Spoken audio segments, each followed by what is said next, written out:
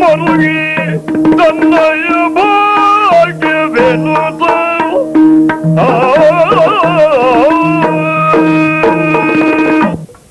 ಅನಂತ ದೇಶಕಾಲ ಪ್ರವಾಹದಲ್ಲಿ ಹರಿಹರಿದೊರೆಯುತ್ತಿರುವ ಹಸ್ತಿನಾವತಿಯ ವಸುಂಧರ, ಈ ದುರ್ಯೋಧನ ಧೀರವರನಲ್ಲ ಎನ್ನುವ ಕಾರಣಕ್ಕಾಗಿ ನನ್ನ ದೂರೀಕರಿಸಿಬಿಟ್ಟಿಯ? ಹಾಗಿಲ್ಲವಾದ್ರೆ ನನ್ನ ಕಣ್ಣುಗಳು ಏನನ್ನು ನೋಡುತ್ತಾ ಇದೆ, ನನ್ನ ಹೃದಯ ಏನನ್ನು ಅನುಭವಿಸುತ್ತಾ ಇದೆ? ಕುರುಕ್ಷಿತಿಜರ ಪುಣ್ಯ ಕ್ಷಯಿಸಿ ಹೋಗುತ್ತಿರುವುದನ್ನು ನೋಡುತ್ತಾ ಇದ್ದೇನೆ. ನನ್ನ ಭಾಗ್ಯರವಿಯು ಅಸ್ತಂಗತನಾಗುತ್ತಿರುವುದನ್ನು ಅನುಭವಿಸುತ್ತಾ ಇದ್ದೇನೆ. ಭೀಷ್ಮಾಚಾರ್ಯರು ಸರಳ ಸೇನೆ ಇರುವುದನ್ನ, ದ್ರೋಣಾಚಾರ್ಯರು ಚಿತ್ರಹಿಂಸೆಯ ಗುರಿಯಾಗಿರುವುದನ್ನು ನೋಡಿದೆ. ಮಗನಾದಂಥ ಲಕ್ಷಣ, ಮಿತ್ರನಾದಂಥ ಕರ್ಣ, ಹೆಣವಾಗಿ ಉರುಳಿ ಹೋಗಿರುವಂತಹ ದುರ್ಯೋಗವನ್ನು ಅನುಭವಿಸಿದೆ. ದ್ವೇಷ, ಅಸೂಯೆ, ಮಾತ್ಸರ್ಯದ ಮಹಾಗ್ನಿಯಲ್ಲಿ ಹಸ್ತಿನಾವತಿಯ ಅರಮನೆ ಉರಿದು ಮಸಣವಾದದ್ದನ್ನು ಕಂಡೆ. ಇನ್ನೇನನ್ನು ನಾನು ನೋಡ್ಲಿಕ್ಕಿದೆ, ಇನ್ನೇನನ್ನು ನಾನು ಅನುಭವಿಸಲಿಕ್ಕಿದೆ? ಇದನ್ನೆಲ್ಲ ನೋಡುವ ನನ್ನ ಕಣ್ಣುಗಳು ಒಡೆದು ಹೋಗಬಾರದೆ? ಇದನ್ನೆಲ್ಲ ನನ್ನ ಅನುಭವಿಸುವ ಹೃದಯ ಸಿಡಿದು ಹೋಗಬಾರದೆ? ಯಾಕೆ ಹೀಗಾಯಿತು? ನನ್ನ 11 ಕ್ಷೋಹಿಣಿಯ ಸೈನ್ಯ ಪಾಂಡವರ 7 ಕ್ಷೋಹಿಣಿಯ ಸೈನ್ಯದಿಂದ ನಿಪತನಾವಸ್ಥೆಯನ್ನುಗೊಂಡಿತ್ತು. ಹೇಗೆ, ಯಾಕೆ? ಹೌದು, ನಾನು ಪೂರ್ವದಲ್ಲಿ ಮಾಡಿದಂತಹ ಕುಕರ್ಮದ ದೆಸೆಯಿಂದಾಗಿ ಇಂಥ ದೌರ್ಭಾಗ್ಯದ ಕೈಫಲವನ್ನು ಉಣ್ಣುವಂತಾಯಿತು. ಅಲ್ಲ, ವಂಚನೆಗೆ ಬಲಿಯಾದಂತಹ ನಾನು ಇಂಥ ಸೋಲಿನ ಸಾವಿನ ಸುಳಿಯಲ್ಲಿ ಸಿಕ್ಕಬೇಕಾದಂತಹ ಸಂದರ್ಭಕ್ಕೆ ಈಡಾಗಿ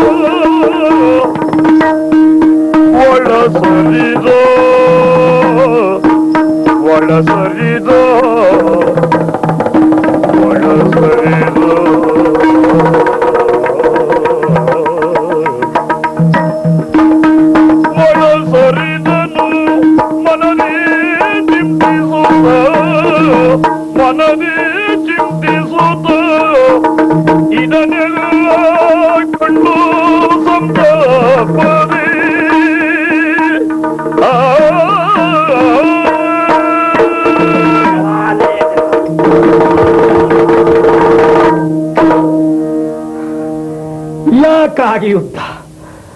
ಯಾವ ಸುಖವನ್ನ ಸುರಿಯಲೆಂದು ಯುದ್ಧ?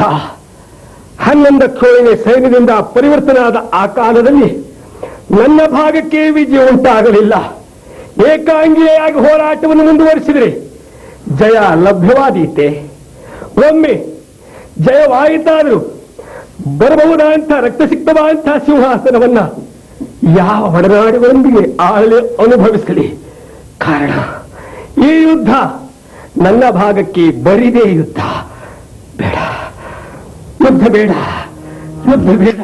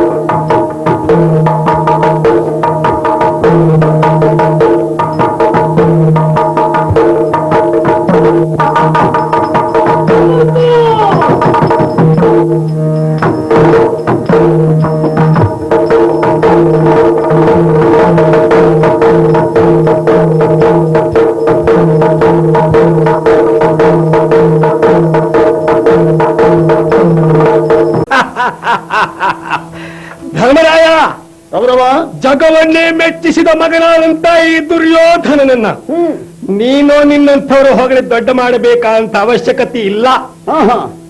ಈ ಮಾತು ನಮ್ಮ ಭಾಗಕ್ಕೆ ಗೌಣ ಮಹತ್ವಪೂರ್ಣವಾದದ್ದಲ್ಲ. ಒಂದು ಮಾತನ್ನಾಡಿದೆಯಲ್ಲ, ಏನು 5 ಮಂದಿಯನ್ನ ಏಕಕಾಲದಲ್ಲಿ ತುಳುಕುವುದು ನೀತಿ ಅಲ್ಲ.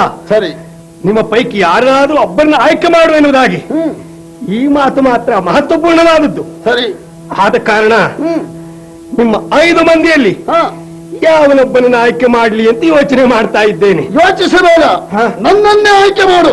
ನಾನೇ ಯುದ್ಧ ಮಾಡ್ತೇನೆ ನಿನ್ನಲ್ಲಿ. ನೀನೇ ಯುದ್ಧ ಮಾಡ್ತಿ? ನೀನೇ ಯುದ್ಧ ಮಾಡ್ತೀಯ? ನಾನು ಕರೆದ್ರೆ ನೀನೇ ಯುದ್ಧ ಮಾಡ್ತೀಯ? ನಾನೇ ಮಾಡ್ತೇನೆ ಯುದ್ಧ. ನಿನ್ನಯ ಬಲು